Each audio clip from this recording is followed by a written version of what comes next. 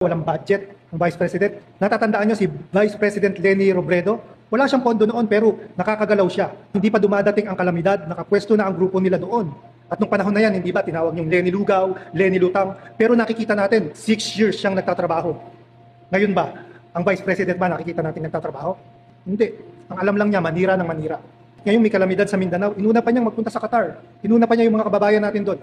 Na dapat yung mga panahon na ito, nandyan siya, nakapokus siya dapat sa Mindanao, sa mga kababayan natin dyan, sa mga supporters niya, sa mga solid supporters ng mga Duterte, hindi ba? Tapos pinupush niyo pa ito na susunod na maging presidente natin.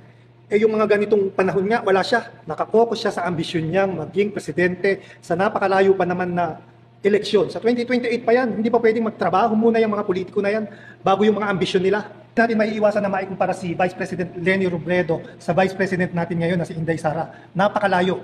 At yan ang isang nakakalungkot na bagay na hindi nakikita ng marami nating kababayan dyan sa Mindanao. Sino ang unang-unang tumulong sa inyo? Hindi ba itong gobyerno din? Although, trabaho naman talaga ng gobyerno na magbigay agad ng tulong kapag kami mga ganyang kalamidad.